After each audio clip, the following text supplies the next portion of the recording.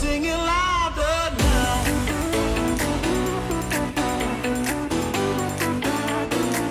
I'll sing it louder now. I'll sing it, I'll sing it, I'll sing it louder now. Now, now. I'll sing it louder. I'll sing it, I'll sing it, I'll sing it louder.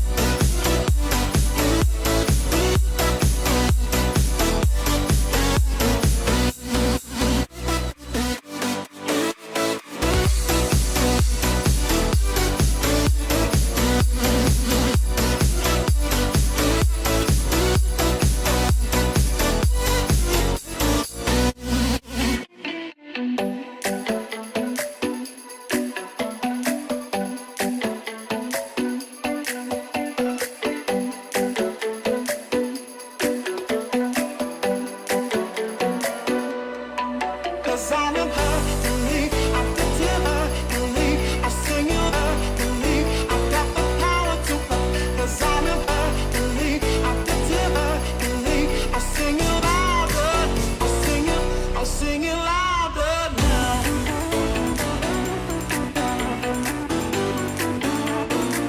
I'll sing it louder now. I'll sing it, I'll sing it, I'll sing it louder now.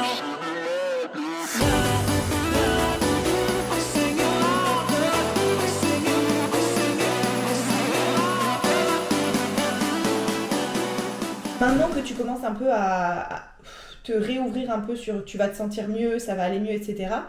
Juste rapidement qu'on revienne sur la base pour qu'on voit ce qu'on décide de faire toutes les deux. Déjà alimentaire, nos bases, alimentation, mouvement, hydratation, t'es comment en ce moment? Je sais que je respecte quand même toujours attention de. Enfin, tu vois, là-dessus, je suis toujours carré. Parce que j'ai pas de suivi, du coup, je note plus que je mange, tu vois. Ouais. Donc, mais c'est pas assez, en fait. C'est Tu vois, bien, j'aurais pas fait avant. c'est bien, t'as gardé de bons réflexes qui sont même plus des réflexes, qui sont des habitudes en fait maintenant.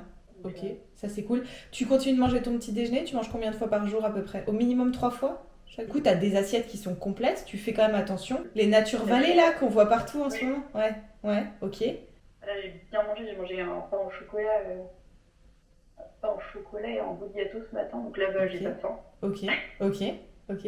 Ça c'est génial parce que ça veut dire qu'en fait, t'es capable de maintenir ton poids juste en t'écoutant.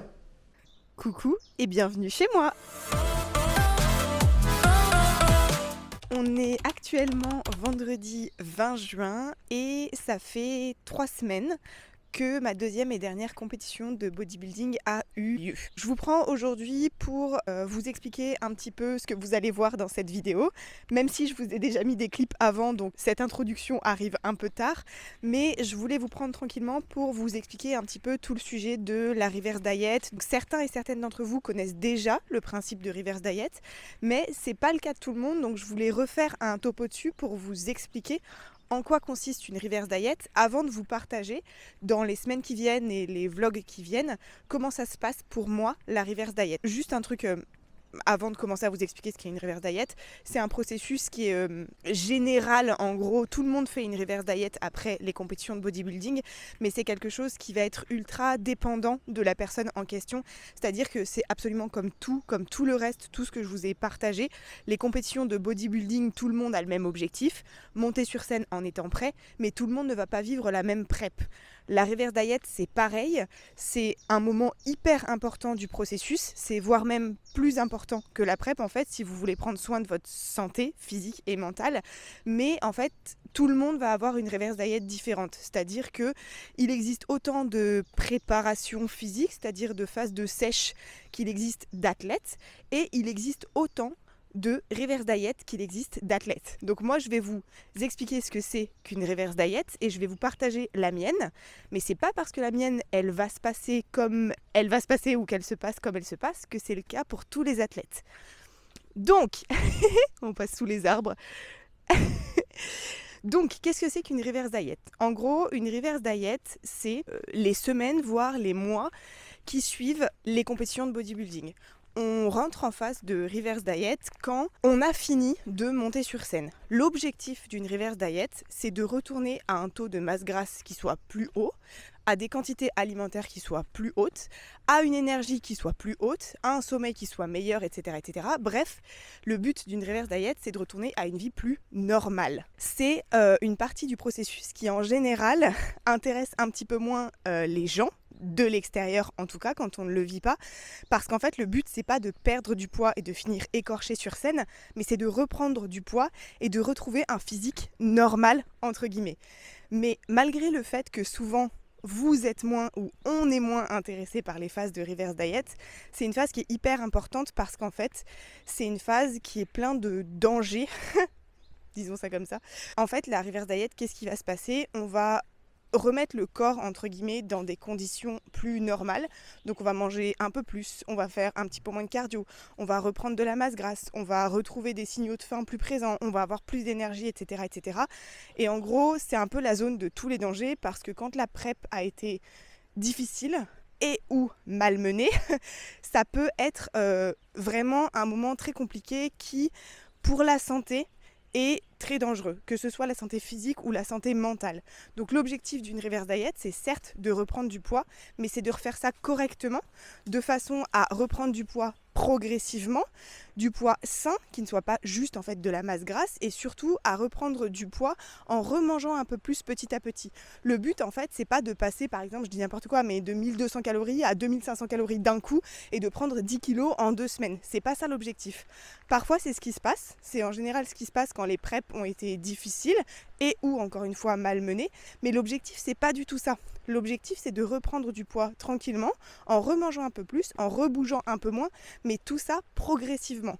Donc en gros, en pratique, qu'est-ce qui se passe en reverse diet ? Eh ben, on mange un peu plus, on fait un peu moins de cardio, on retrouve beaucoup plus de liberté, et la partie aussi qui est très importante, c'est mentalement, on sort du truc de la prépa.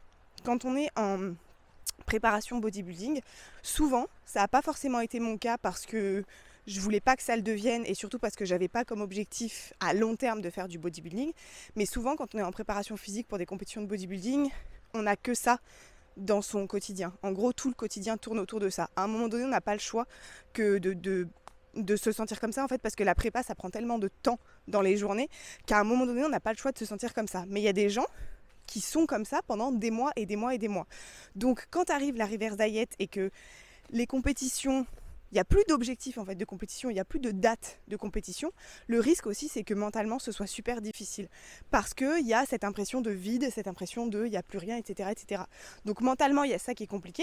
Mentalement il y a aussi la faim souvent qui revient très fort. Du coup il y a toutes les envies.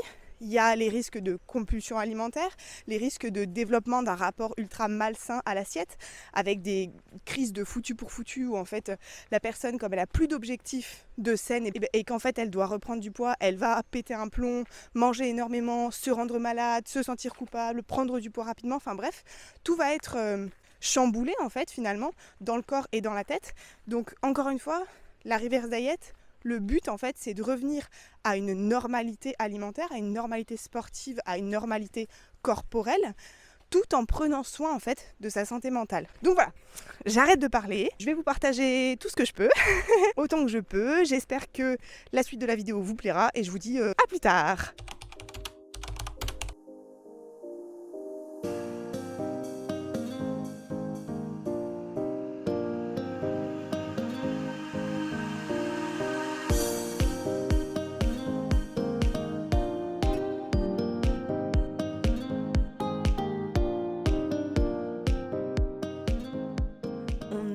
Lundi 23 juin, fin de journée et je viens juste de finir mon goûter. Je m'apprête à aller au sport et je voulais vous prendre un petit peu 5 minutes pour vous raconter du coup ma reverse diet, comment ça se passe au niveau de mon alimentation. Donc ce matin, je sais pas si vous avez vu, je vous ai montré mon petit déjeuner. Je voulais vous le montrer parce que c'est un petit déjeuner que je me fais souvent en ce moment.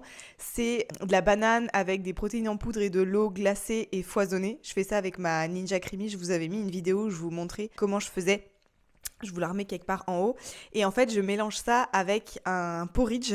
chaud. Donc là, c'était un porridge avec du cacao et c'est absolument génial. L'astuce, en fait, c'est de mélanger le porridge chaud avec la... Là, c'était de la glace protéinée, mais vous pouvez faire ça avec une glace normale, entre guillemets, avec un magnum, avec de la glace en boule, etc. Et en fait, vous mettez la glace sur le porridge chaud et c'est absolument incroyable. Enfin bon, bref. Donc, je vous ai montré ça ce matin. Je me fais tout le temps ça le matin en ce moment. Je le fais même parfois aussi l'après-midi, surtout avec les grosses chaleurs. Ça fait trop plaisir. Et j'adore ça. Et donc, je voulais vous parler de mon alimentation et de comment ça se passait au niveau de la reverse diet pour moi. Commençons par le commencement. On est le 23 juin, ce qui fait que ma deuxième et dernière compétition de bodybuilding a eu lieu il y a 23 jours, très exactement, parce qu'elle a eu lieu le 31 mai. Depuis ça, qu'est-ce qui s'est passé ? Si vous avez regardé mon dernier vlog, qui était le vlog du jour de la compétition, vous savez que pour revenir jusque chez nous, on a eu quelques péripéties qui font qu'on est rentré le lundi. Ma compétition ayant eu lieu le samedi. Au niveau de l'alimentation, le dimanche, le lundi, le mardi, je n'ai rien traqué du tout. Donc j'ai mangé de manière intuitive, j'ai mangé ce qui me faisait envie, sans aucun excès, sans aucune compulsion, sans rien du tout. Ça s'est très bien passé. Une fois que je suis rentrée à la maison, le mercredi et jeudi, j'ai traqué mes macronutriments. J'avais à manger de bonne quantité, correcte, j'ai pas eu faim ni rien. Et le vendredi, on est reparti en week-end prolongé de 4 jours, donc le vendredi, samedi, dimanche, lundi. Et ces 4 jours-là, je n'ai pas traqué non plus. Et en rentrant le lundi soir, à partir du mardi, j'ai repris le traquage des macronutriments. Depuis ce retour, je traque mes macronutriments. Donc j'ai un peu plus à manger qu'avant la compétition. J'ai plus de liberté qu'avant la compétition. Et globalement, j'ai pas faim du tout. Je mange bien, j'ai suffisamment de quantité, je suis pleine d'énergie, je dors bien, parfois j'ai plus faim et parfois j'ai moins faim. Donc voilà, globalement, mon alimentation en ce moment, c'est ça, dans les grandes lignes. Donc depuis que la compétition s'est terminée, ça fait du coup 23 jours, j'ai pris approximativement 1 kilo. Pas vraiment plus, pas vraiment moins. J'oscille en fait entre plus 700 grammes et plus 1,2 kg. Donc 1 kg en 23 jours, sachant que sur les 23 jours, il y a en tout 7 ou 8 jours où je n'ai pas traqué du tout. C'est pas grand-chose. Ça se passe du coup super bien. Je reprends du poids tranquillement. Je suis pas obsédée par la nourriture. J'ai aucune compulsion alimentaire. Je ne pense pas tout le temps à la nourriture. En fait, j'y pense quasiment jamais. J'y pense au moment de manger. C'est vraiment un non-sujet pour moi. J'ai toujours mes 4 repas par jour. Je traque toujours mes macronutriments, même si j'ai plus de liberté qu'avant la compétition. Et ce qui est hyper intéressant, c'est que les dernières semaines, il y a eu la première semaine où j'ai traqué complètement mes macronutriments. Je n'ai pas eu de repas libre ou de journée libre, c'est-à-dire qu'il fallait que je traque mes macronutriments tous les jours à chaque fois.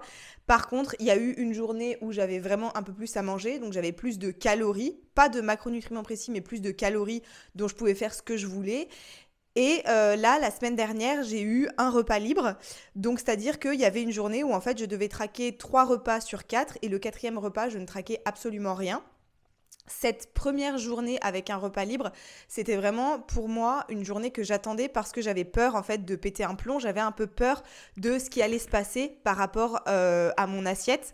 Vous le savez et je vous l'ai répété maintes et maintes fois, mais le bodybuilding, quand on a un rapport à l'assiette qui est compliqué, c'est un énorme risque qu'on prend et encore plus lors de la reverse diet. Et moi, avec le parcours que j'ai, la reverse diet, c'est vraiment pour moi le moment que je craignais le plus, notamment par rapport à ce rapport à l'alimentation. Et du coup, je savais en fait qu'en reprenant des journées où je n'allais pas traquer, j'avais peur de péter un plomb entre guillemets. Donc j'avais fait l'expérience déjà des journées non traquées dont je viens juste de vous parler juste après la compétition et le week-end où on était parti en week-end où je n'avais rien traqué, etc. Mais c'était différent parce que c'était des journées complètes non traquées et que c'était plusieurs jours d'affilée. Donc je savais que pendant plusieurs jours, j'avais pas besoin d'aller taper dans les placards toute la journée, j'avais pas besoin d'aller manger énormément parce que le lendemain, je pourrais de nouveau manger ces choses-là en quantité que je voulais si j'en avais envie parce que je ne traquais pas sur plusieurs jours. Là, le fait d'avoir un seul repas non traqué, j'avais peur de péter un plomb en retournant en fait dans ce truc de dire c'est le seul repas non traqué auquel t'as accès, vas-y foutu pour foutu, mange tout, mange au point d'avoir mal au ventre et puis comme ça au moins t'en profites et demain en reprenant le traquage, au moins t'auras bien profité sur ce repas non traqué.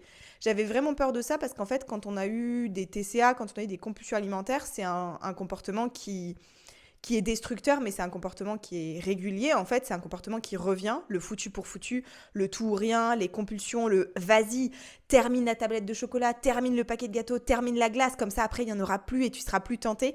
C'est vraiment des choses qui reviennent et j'avais peur de ça. Et en fait, c'est pas du tout ce qui s'est passé. La vérité, c'est que j'ai pas du tout été concentrée sur ah, je vais avoir un repas libre ce soir, ah, je vais pouvoir manger tout ce que je veux, sur défoncer des placards, défoncer. Voilà, c'est pas du tout ce qui s'est passé.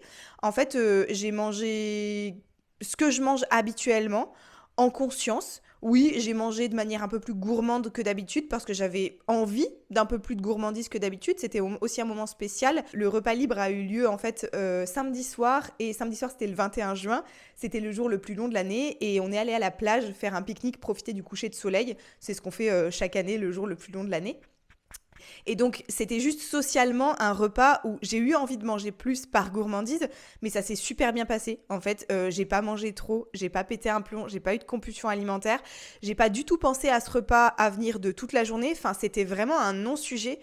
Et ça, c'est hyper gratifiant et hyper apaisant. Et je suis très, très, très, très contente de ça parce qu'encore une fois, vous le savez, mes victoires sur cette prep, c'était pas tant les médailles que j'ai eues, les placements que j'ai eus, le fait que j'ai eu un physique qui était chouette pour une compétition de bodybuilding, pour une première fois, pour une athlète naturelle, etc., etc. Les vraies victoires que j'ai, c'est mon rapport en fait à l'assiette, mon rapport à mon corps, mon rapport au sport, qui finalement, toutes ces choses-là sont beaucoup plus apaisées que ce que je craignais. Et la reverse diet, c'est vraiment une étape où, pour moi, c'est le point d'orgue en fait de toute cette aventure, c'est comment allait se passer mon rapport à l'assiette lors de la reverse diet. Et donc, de manière générale, je ne suis pas du tout concentrée sur la nourriture. Je ne pense quasiment jamais à la nourriture, sauf au moment des repas. Et ça, c'est une énorme victoire et c'est absolument génial. Donc, je voulais vous raconter ça. Si ça se passe comme ça, ça sort pas de nulle part, ça sort pas du trou du cul d'une vache. Ça se passe comme ça parce que, comme vous le savez, comme je vous le répète tout le temps, j'ai énormément travaillé sur moi avant cette aventure de bodybuilding. J'ai été bien accompagnée et une partie importante aussi, c'est j'ai eu 2 compétitions. Entre les 2 compétitions, il y a eu 7 ou 8 semaines de battement. Et comme en fait mon physique était prêt à l'issue de la première compétition, on a maintenu mon physique jusqu'à la seconde compétition et pour maintenir mon physique, en fait, j'ai pu manger beaucoup plus. Donc j'étais déjà en reverse diet entre guillemets entre les 2 compétitions. Je n'ai pas repris de poids, mais je mangeais déjà plus, je faisais déjà moins de cardio et donc ce temps passé entre les 2 compétitions à manger plus fait qu'aujourd'hui, même si les compétitions sont arrêtées et que l'objectif est officiellement de reprendre du poids, je ne suis pas du tout concentrée sur l'alimentation ou quoi que ce soit parce qu'en fait, avant ma seconde compétition, ça faisait déjà 7 ou 8 semaines que je mangeais beaucoup plus et que donc, j'avais moins d'envie, moins de cravings, moins faim, etc., etc. Donc, ce qui se passe aujourd'hui, ma reverse diet qui se passe dans l'assiette excellemment bien, ça sort pas de nulle part. C'est parce que j'ai beaucoup travaillé sur moi, parce que je suis consciente de tous ces comportements alimentaires, parce que j'ai travaillé sur mon rapport à l'assiette, parce que j'ai attendu le bon moment pour faire une compétition, et surtout c'est parce que j'ai été bien accompagnée. Donc je ne le répéterai jamais assez, mais les compétitions de bodybuilding, c'est dangereux pour votre santé physique et votre santé mentale. La reverse diet, c'est la zone de tous les dangers, notamment quand on a un rapport à l'assiette qui est compliqué. Et si vous voulez que ça se passe correctement, ne faites pas les choses à l'envers. D'abord, on travaille sur soi. D'abord, on trouve quelqu'un qui est compétent, en qui on a confiance. Et ensuite, on se lance. Donc voilà, je voulais vous parler de ça. En gros, ma reverse diet, pour l'instant, ça se passe super bien. Au niveau sportif, je vous en toucherai 2 mots aussi, mais j'ai modifié complètement mon environnement sportif, ma manière de m'entraîner, etc., etc. Mais je ne vais pas faire trop long non plus. Je voulais surtout parler de l'alimentation sur cette partie-là de la vidéo et vous faire un topo un petit peu là-dessus. Donc je vais continuer la vidéo, je vais vous montrer un petit peu ce que je mange, mais le message à récupérer de ce que je viens de vous raconter ici, c'est que toutes les reverse diets sont différentes, d'accord? C'est ce que je vous disais en début de vidéo. À chaque athlète, sa reverse diet. Mais moi, pour l'instant, ça se passe excellemment bien. Ça se passe bien au-delà de mes espérances, en fait. Et si ça continue comme ça, ce sera absolument génial. Je me sens super bien dans cette reverse diet. J'ai hâte de reprendre un petit peu de gras, encore un petit peu de gras, parce que je me sens quand même toujours maigrichonne, mais D'où vient ta point, à qui c'est t'attendre. Donc voilà, je voulais vous faire un petit topo, j'espère que ça vous a intéressé et c'est parti pour la suite de la vidéo.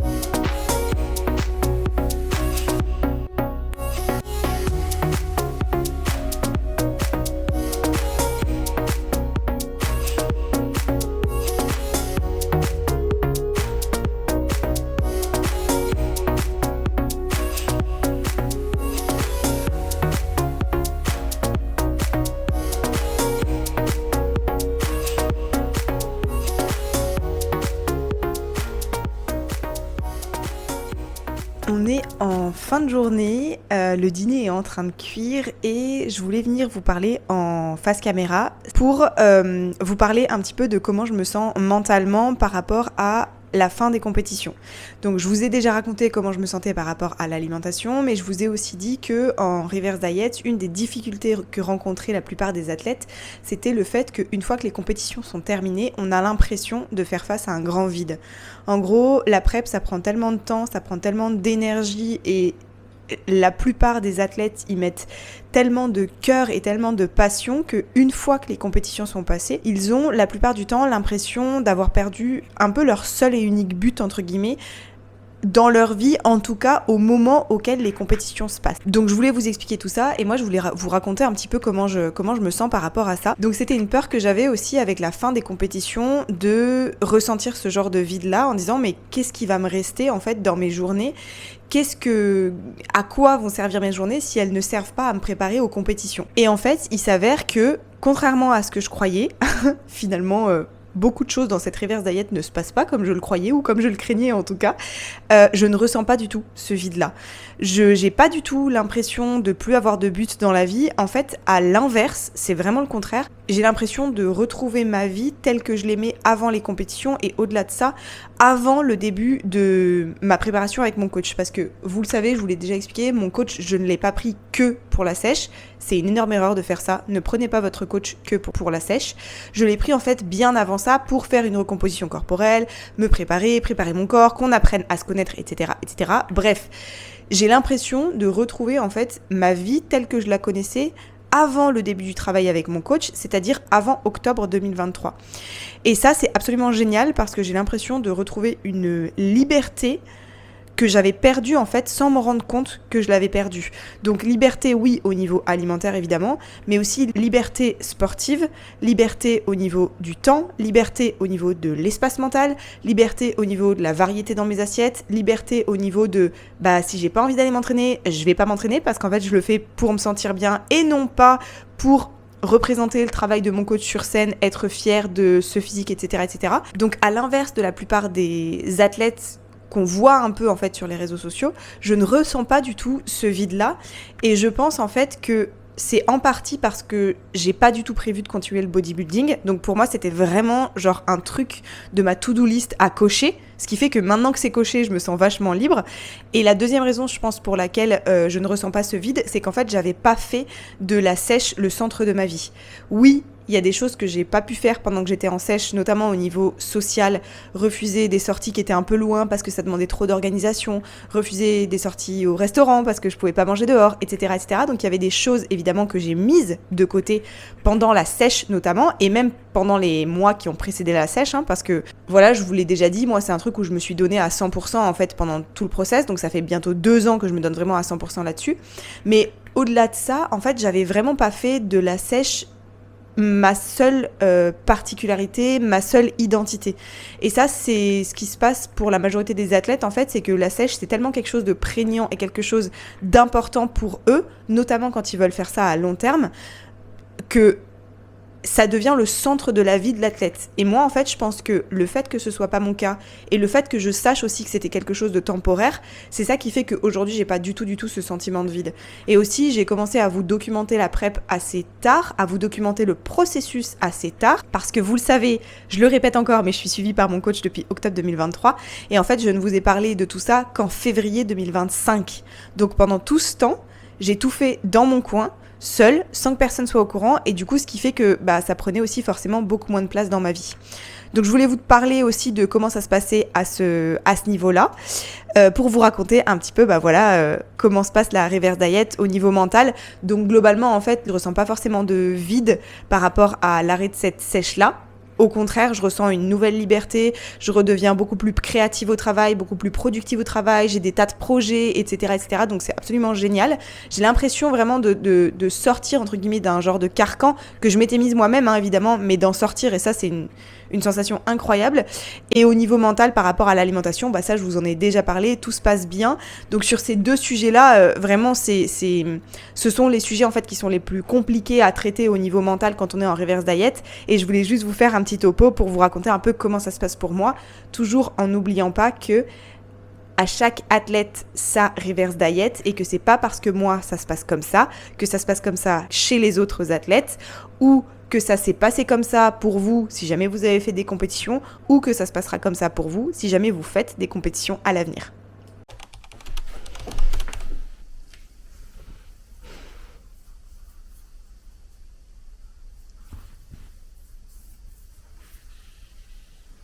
Alors Zouzou, c'est quoi cette tête?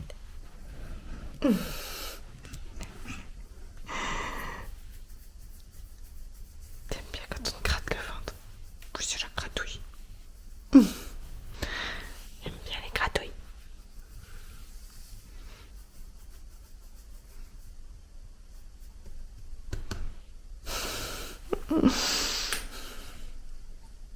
Ça y est les petits amis, on arrive au bout de cette vidéo, elle est suffisamment longue et j'ai suffisamment blablaté. Donc comme d'habitude, j'espère vraiment qu'elle vous a plu, j'espère que vous avez apprécié regarder cette vidéo, que vous avez aussi appris des trucs parce que c'est tout l'objectif de cette chaîne. J'en profite pour vous dire merci pour tous les commentaires que vous mettez toujours sous les vidéos, et même quand vous venez me dire sur Instagram c'est des vidéos qui vous plaisent, devant lesquelles vous passez un bon moment, qui vous apprennent des choses. L'objectif de cette chaîne c'est avant tout de me faire plaisir à moi, parce que j'adore créer ce genre de trucs, j'adore vlogger, j'adore monter, j'adore voilà toutes ces choses là, mais c'est aussi de vous faire plaisir à vous et de vous apprendre des choses. Et c'est ce que vous me dites en fait, que vous passez un bon moment, que vous apprenez des petites choses, donc c'est vraiment trop cool. Du coup merci beaucoup d'être là, et merci beaucoup de trouver de l'intérêt dans ces vidéos. Donc comme d'habitude, si la vidéo vous a plu, vous n'hésitez pas à la commenter, à la liker, à la partager, abonnez-vous à la chaîne si c'est pas encore fait, blablabla blablabla. Et je voulais vous dire aussi que la prochaine vidéo sera dédiée à une journée complète dans mon assiette, et à une foire aux questions par rapport à du coup la reverse diet. J'ai reçu quelques questions sur la reverse diet sur Instagram, auxquelles je répondrai du coup dans la prochaine vidéo. Et n'hésitez pas à me poser toutes vos questions en commentaire ici. Je les prendrai et j'y répondrai dans la prochaine vidéo aussi. Donc voilà, j'espère que la vidéo vous a plu. En tout cas, moi ça m'a plu de vous la faire. J'ai hâte de continuer à vous documenter tout ça. Et puis voilà, on se revoit dans 2 semaines pour notre prochain rendez-vous.